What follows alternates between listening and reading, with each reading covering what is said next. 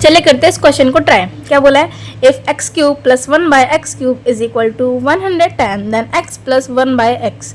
हमें x cube plus 1/x³ दिया हुआ है और हमें निकालना है x प्लस 1/x की वैल्यू। ठीक है, इस पूरे टर्म की वैल्यू निकालनी है। तो चलिए देखते हैं इसको कैसे किया जाता है।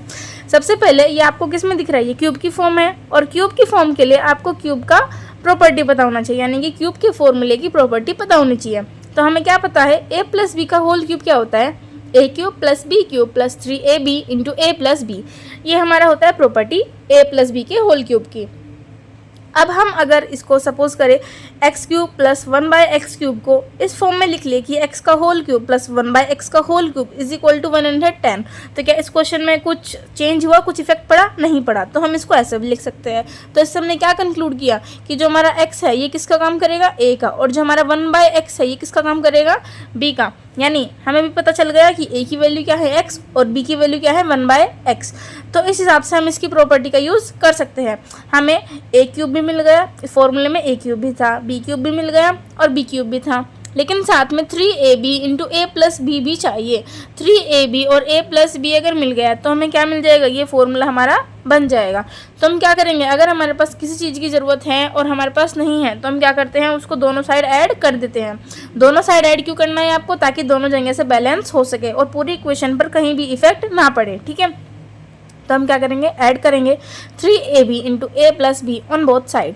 हमने इसको ऐड किया तो क्या आया, 3ab। a भी मैंने क्यों बोला, a किसका काम करेगा, x का, और b किसका करेगा 1/x का। तो यानी x का होल क्यूब प्लस 1/x का whole cube plus 3 into a into b यानी x इंटू 1/x, और ब्रैकेट में क्या जाएगा a प्लस बी यानी x plus 1/x is equal to, right hand side में था हमारे पास 110, तो इसमें भी हमें ये ऐड करना पड़ेगा 3ab यानी 3 into x into 1/x and multiply में क्या है a प्लस बी यानी कि x प्लस 1/x।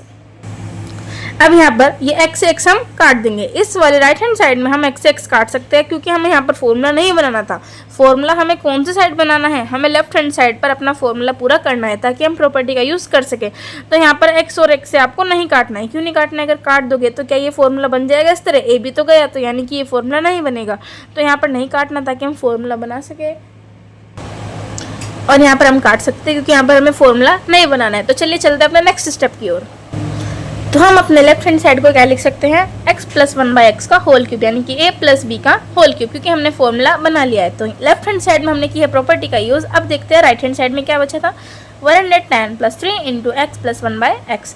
तो ये स्टेप यहाँ तक समझ में आ गया होगा। अब क्या करना है, हमें x प्लस 1/x की वैल्यू निकालनी है। तो हम क्या करेंगे, x प्लस 1/x को हम कुछ भी एक दूसरा वेरिएबल मान लेंगे, यानी कि मैंने u मान लिया। आप a भी मान सकते थे, b भी और c d कुछ भी, तो मैंने u मान लिया। ठीक है, तो इसकी वजह से क्या बना ये, अब इसमें पुट कर दो x प्लस 1/x यानी कि u का whole cube is equal to 110 plus 3 into u. अब क्या करेंगे, सबको लेफ्ट हैंड साइड ले आएंगे, यानी क्या हो जाएगा, u cube minus 3u minus 110 is equal to 0।